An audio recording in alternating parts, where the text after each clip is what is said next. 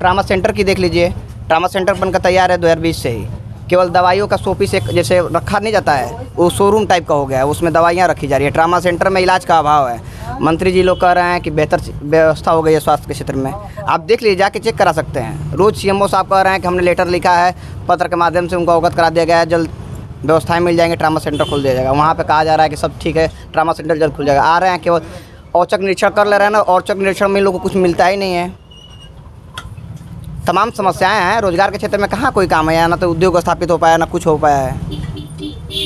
का नाम क्या है? मेरा नाम दीपक उपाध्याय है, मैं पीजी कॉलेज से छात्र संघ का उपाध्यक्ष रहा हूँ। दीपक, इस बार का समीकरण क्या होने वाला है? गाजीपुर की अगर आबो हवा की बात करें तो इससे पहले नाम कुछ और था, बीजेपी ने भी अपने पत्ते खोले हैं।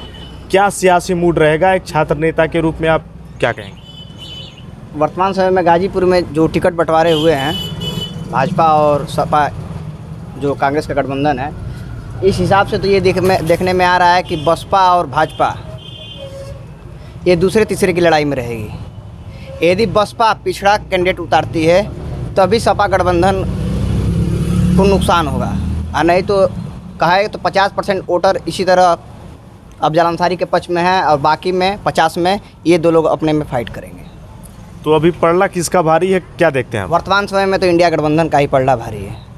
जब अब तो बसपा पहले डिक्लेयर कर ले, अभी तो डॉक्टर उमेश सिंह का नाम कह रहे हैं लोग कि चल रहा है, लेकिन पहले क्लियर हो जाए। यदि सामान्य वर्ग से आएंगे तो ये सीधा सीधा नुकसान भाजपा का ही करेंगे। सियासी समीकरण की बात करें तो क्या पूर्वांचल के वोटरों को बीजेपी साथ पाएगी?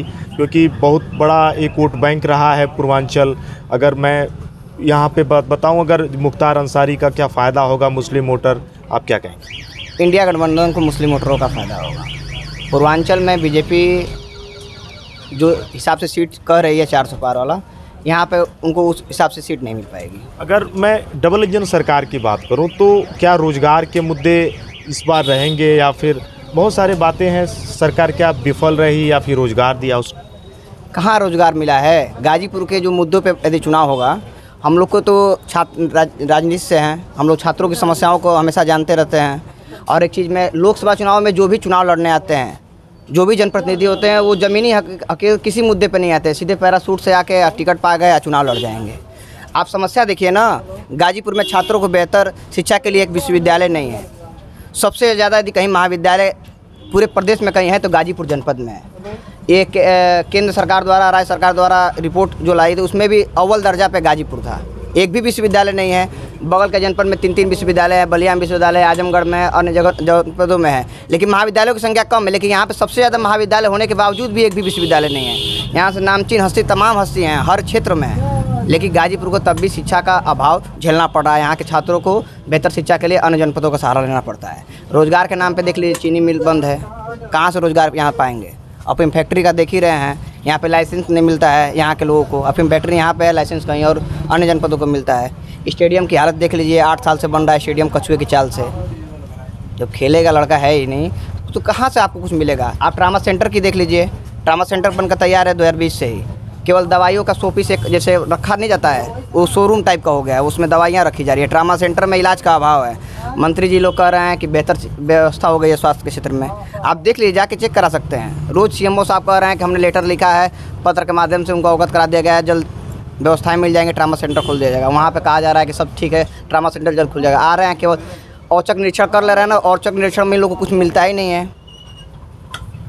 तमाम समस्याएं हैं। रोजगार के क्षेत्र में कहाँ कोई काम है, ना तो उद्योग स्थापित हो पाया, ना कुछ हो पाया है।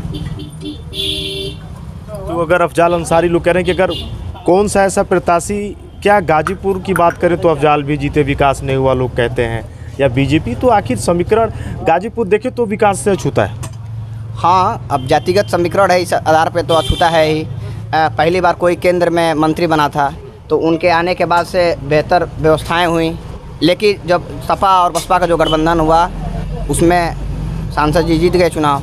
सांसद जी पे लगातार मुकदमे तमाम है, वो कोर्ट कचहरी का चक्कर लगाते लगाते, वो तो एक बहाना सबका रहता है, खुद ही कहे हैं कि भाई हमारे पास व्यवस्थाएं नहीं है कि हम दे पाएँ।